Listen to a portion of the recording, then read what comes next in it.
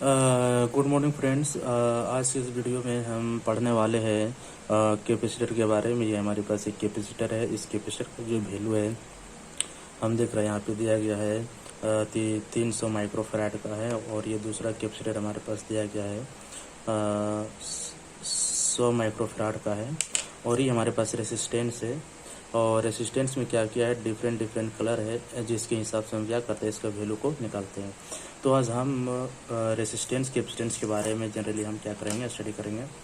तो आइए हम देखते हैं कि बेसिक जनरली हमारे क्या चीज़ें हैं। तो हम देखते हैं electric current. What is the electric current first of all. तो इलेक्ट्रिक करंट जनरली है क्या, तो जनरली करंट क्या चीज़ है, the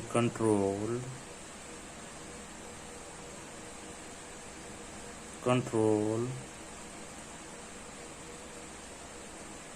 movement of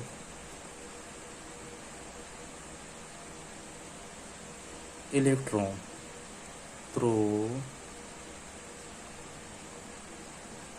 through a substance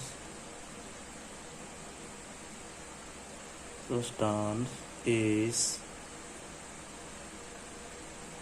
called current। यानी कि the control movement of electron through a substance is called current. यानी कि जब करंट का मूवमेंट किसी सबस्टांस में होता है तो उसको हम क्या कहते हैं, करंट कहते हैं। तो ये जानते हैं इसका यूनिट क्या होता है, यूनिट इसका यूनिट होता है एम्पियर। इसको शॉर्ट में ए द्वारा डिनोट करते हैं, यानी कि कूलम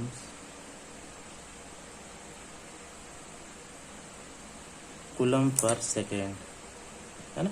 एम्पियर इक्वल टू क्या होता है, कूलम पर सेकेंड होता है ना। और 1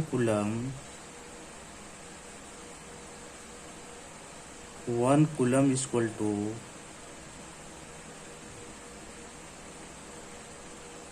charge of 6.28 into 10 to power 18 electron. 1 coulomb equal to charge of 6.28 into 10 to power 18 electron, है ना। अब हम देखते हैं इलेक्ट्रोमोटिव फोर्स।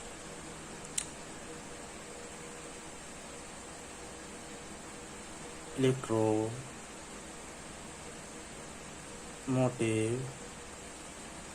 फोर्स इसको कहते हैं EMF, है ना।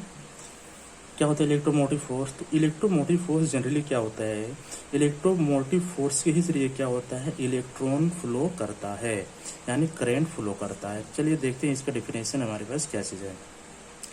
कहता है इलेक्ट्रोमोटिव फोर्स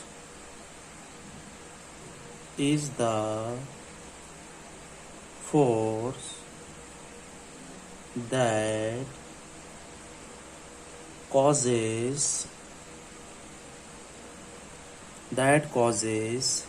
a current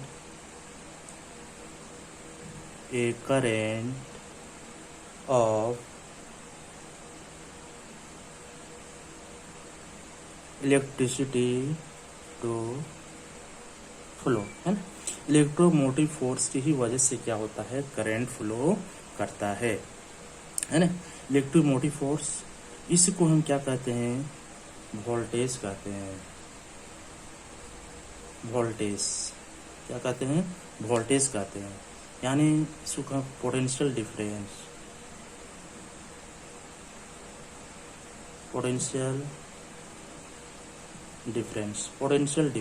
है ना। तो आइए अब जानते हैं पोटेंशियल डिफरेंस किसको कहते हैं, what is the potential difference, है ना। तो अब हम देखते हैं कि पोटेंशियल डिफरेंस किसको कहते हैं।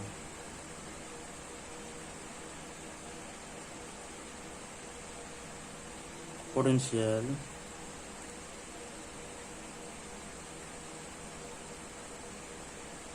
डिफरेंस, है ना।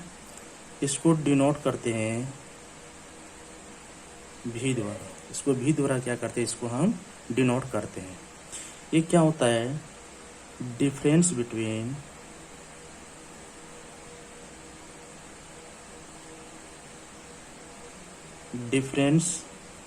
between two point in a circuit, difference between 2 point in A circuit, है ना। दो सर्किट के बीच की जो डिफरेंस होती है उसको हम वोल्टेज कहते हैं। सपोज हमारे पास एक दो है, हमारे पास एक प्लस है माइनस है, तो ये जो हमारे पास पॉइंट है, एक पॉइंट है, इसके दोनों के बीच के जो है इसी को हम जनरली क्या कहते हैं, वोल्टेज कहते हैं। यहाँ पे क्या कहते हैं, वोल्टेज कहते हैं। इसके बीच को पोटेंशियल डिफरेंस को क्या कहते हैं, वोल्टेज कहते हैं। तो पोटेंशियल डिफरेंस का जो यूनिट होता है, पोटेंशियल डिफरेंस का यूनिट जो होगा इसको कहते हैं वोल्ट, और भी द्वारा क्या करते हैं, डिनोट करते हैं। अब हम आगे देखते हैं रेसिस्टेंस के बारे में। क्या देखते हैं, रेसिस्टेंस।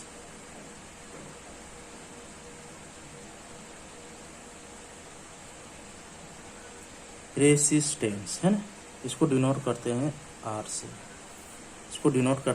से, तो रेसिस्टेंस है क्या चीज हमारे पास, तो इसका डेफिनेशन देख लेते हैं। What is the resistance? The property of electric circuit, the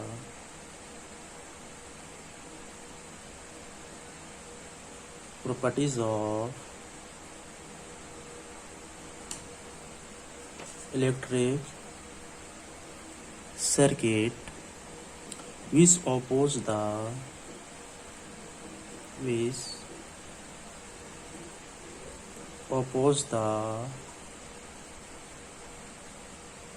flow of current,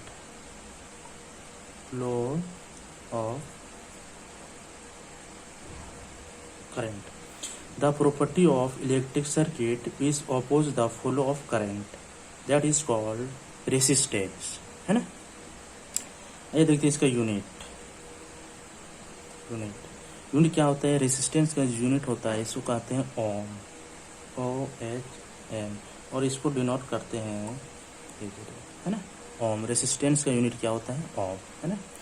तो रेसिस्टेंस को जनरली हमारे पास माइक्रो ओम होता है। जनरली रेसिस्टेंस का जो वैल्यू जो हमारे पास होती है 10⁻⁻⁶ ओम, इसको हम कहते हैं 1 माइक्रो ओम, 1 माइक्रो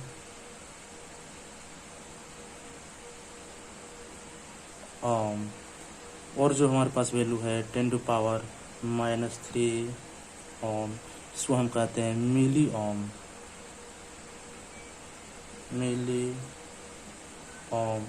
और हमारे पास वैल्यू है 10⁻³ ओम, इसको हम जनरली कहते हैं किलो ओम।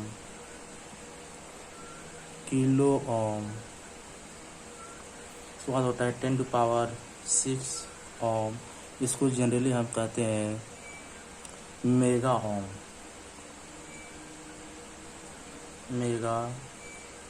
ओम, है ना, यानी कि मेगा ओम, है ना। ये हमारे पास रेसिस्टेंस है। ये आप रेसिस्टेंस को आप देख सकते हैं, इस तरह का रेसिस्टेंस होता है। और इसमें रेसिस्टेंस में क्या हुआ, बहुत सारे कोडिंग किया गया है। इस कोडिंग की वजह से हमारे पास वैल्यू देता है। इसमें बैंड किया गया है, कलर बैंड है। ये कलर बैंड ही हमारे पास क्या होता है, वैल्यू देता है, और कलर बैंड के जरिए हम क्या करते हैं, वैल्यू कैलकुलेट करते हैं। अगला टॉपिक हमारे पास है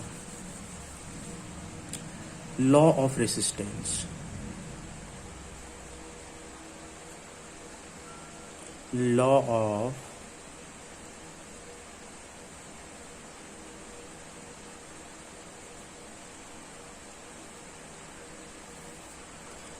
ऑफ रेसिस्टेंस, है ना। तो लॉ ऑफ रेसिस्टेंस हमारे पास क्या होती है, रेसिस्टेंस का जो लॉ होती है इसका हमारे पास जो ये फार्मूला है, तो R इज ρL/A, है ना, ρL/A, यानी कि resistance is directly proportional to length and inversely proportional to area. तो ये लेंथ हमारे पास क्या होती है, इसको कहते हैं लेंथ ऑफ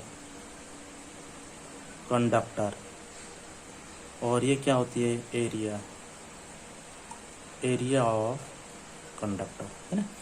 रो क्या है, रो हमारे पास एक स्पेसिफिक रेसिस्टेंस है जिसको कहते हैं, and rho is equal to resistivity.